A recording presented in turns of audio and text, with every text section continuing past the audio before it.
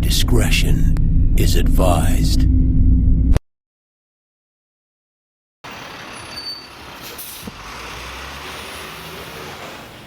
Alright, action. Alright, first of all, before I do this interview, okay, boom guy, I'm gonna want my name in the right-hand corner of the screen, you know what I'm saying? And I don't want it to be like my actual name, like Nathaniel or the Burrows or some shit like that. I want my stage name. I want DJ Jams Earl Jones, aka DJ Scratch It Swayze, aka DJ Vinyl Fantasy 7. I want that all in fucking diamonds on the right-hand side of the corner, right under my face. I want it to be like supporting my face, you know what I'm saying? Are we cool with that? I think we're cool with Fucking that. DePaul. 5-minute warning, 5-minute warning. If you have to piss or shit, if you want to let people that has to shit, you better go do it now and hurry up, because this shit's gonna start in 5 minutes. Angie is our cocktail server tonight. She's gonna be slanging some beers. If you see her and you want a drink, holler at her. She's kind of Hispanic. Give her a shout out. Get ready for some shit.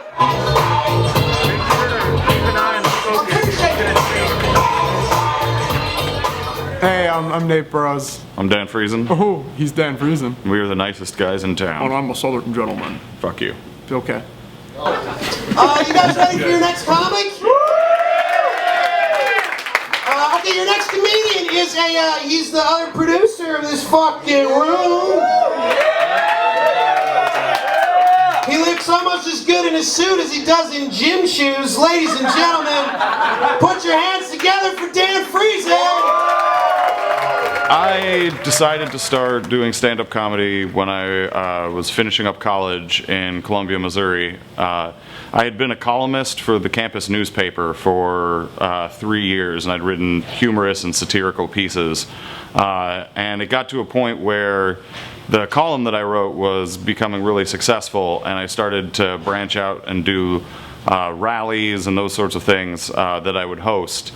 And through that I decided, why not start giving comedy a try. I had a couple friends in Missouri who did it, and they introduced me to what was going on there, and just from there I love it. Guys, a lot of people, they come up to me and they say, Dan, and I say, what? And they say, Dan, how do you like your women? And I always tell them the same thing. I tell them I like my women like I like my pizza crust. Just thin, unsupportive, and easy to break. Oh yeah! It's not entirely true, guys. That's how I like my pizza crust. Growing up, in high school, I was a really big fan of Dave Attell, and I always really admired how precise his jokes are. They're very tight and very compact, so no word is wasted in terms of that.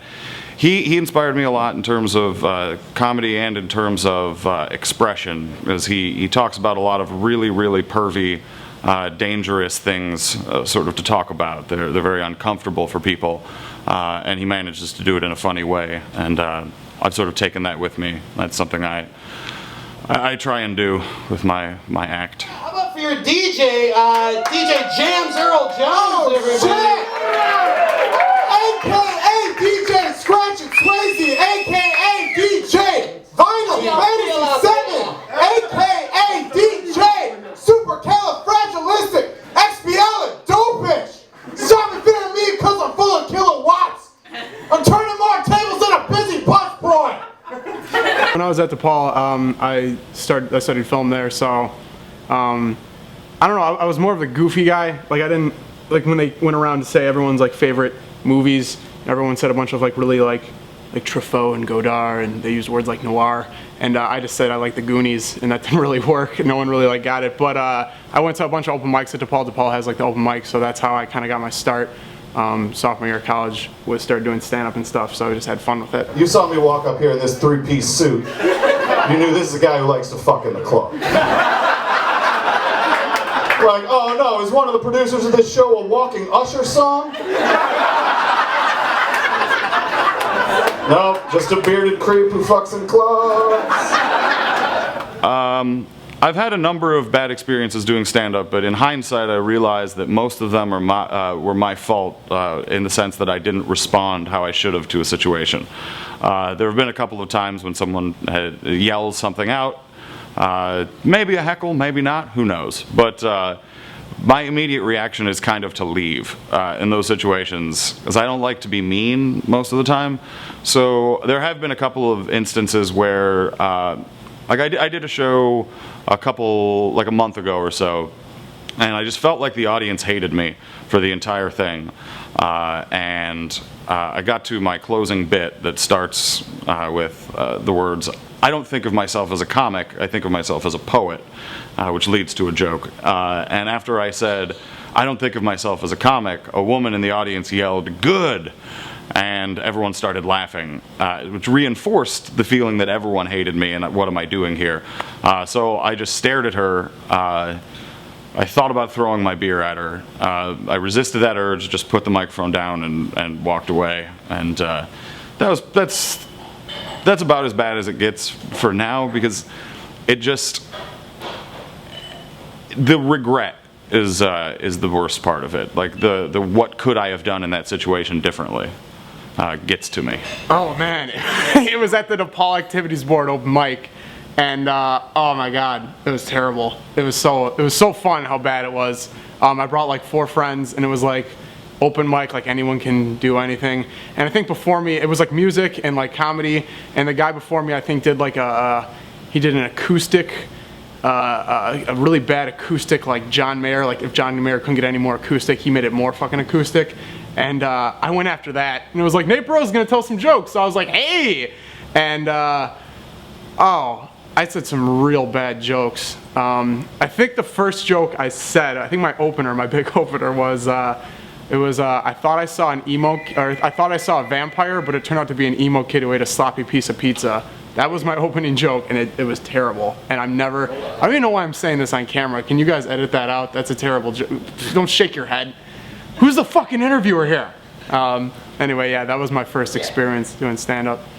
Well, I think the best reaction I've ever gotten to a joke was at an open mic. I have a joke about tranny porn, and it's not really a joke about it's not salacious for the sake of being dirty or anything like that.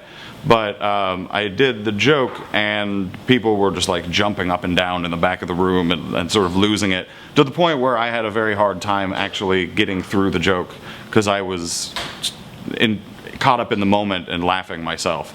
So, but that was one of the most gratifying responses to a joke I've ever gotten. So I know for a fact that pretty much every dude has some really weird thing that gets him off, that he can't tell anybody about, that he's all freaked out about. I know a lot of you dudes in here the same way. And what I'm here to do tonight is tell you all that you're a bunch of fucking cowards. You should be ashamed of yourselves because you like something and you can't talk about it. Dan Friesen, not a coward. I like tranny porn, guys. What's up? How you doing? My favorite stand-ups, probably here when I first I did a feature here, about 15 minutes. I've done it at like other spots, but like here it was packed house. And it was just really good energy, and we just had a lot of fun, and I was like jumping around, and I got to say cool shit to the crowd, like, you can't fuck with this, like I got to say that. I've always wanted to say that to a crowd, and that was really fun. I'm a big hip-hop fan, but yeah, that was awesome. That was like my favorite experience. Has there ever been like a particular joke that the audience has responded to more than ever before? Man, I have a joke where I kind of go off on Fig Newtons. That joke, for some reason, gets really well. It's like a really dumb joke. I talk about riding the L. Riding the L goes on real well because like I was on the L one time, and there was this. It was like a packed house in the L, and there was this like. It was a packed house, and these 3 little white kids walked down, and this black guy just looked at him and goes, "Man, y'all some cute little vanilla beans." And like I tell that story, and it usually hits real well, and I don't know why. It's really fun. It's a fun voice to do. Hey Eric, I'm trying to do an interview here. I was talking to Dan. Oh, start talking to Dan, huh? I'm talking to Dan. Huh? Talking to me, actually. Yeah, okay. Do your thing. Should I get makeup done? Or? No, we're good. Okay. Well, I used to help run a show here a year and a half ago or so that was a sort of a dismal failure. And through the open mic that they have here on Sunday nights here at Ace Bar, I met Nate Burrows, my partner in the show. And I got to the point where I was wanting to start another show and see what we could do, and I had some ideas in my head about the concept and the feel I wanted.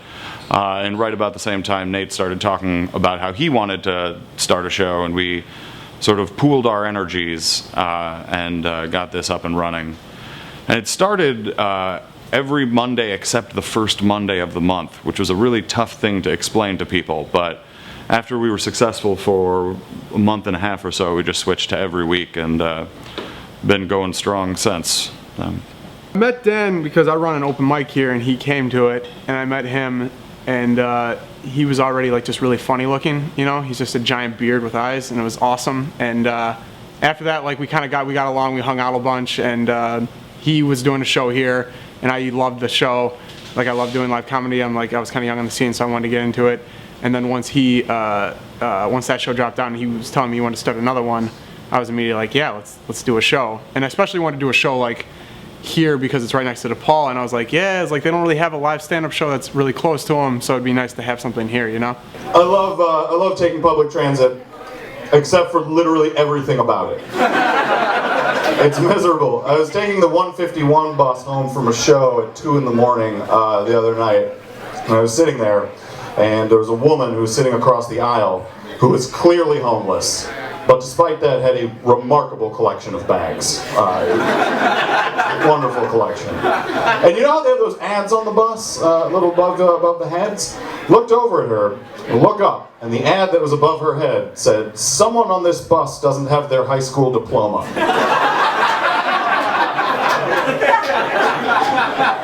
I look back down at her and I think, 2 someones on this bus don't have their high school diploma. Dan Friesen done dropped out, guys! What up?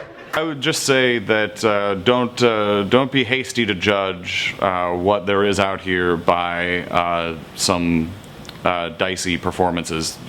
There's a lot of good and there's a lot of bad, but if you find the right places, you can right now see people who you will have to pay $30, $40 to see, and you can see them for free. And that is something that you will want to look back on. You will want to have been like, oh yes, this culture existed here and I was a part of it and I saw it before the world took notice. And you have that opportunity right now.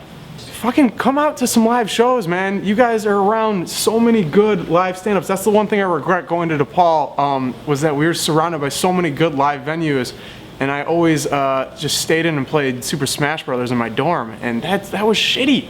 You guys really which camera should I look at for this? This one or this one? Who's getting the good shot? I like this angle. This is good. This is a good side of my beard. Come out to live shows. Don't be dicks. Seriously. I'm sorry, I ignored your camera.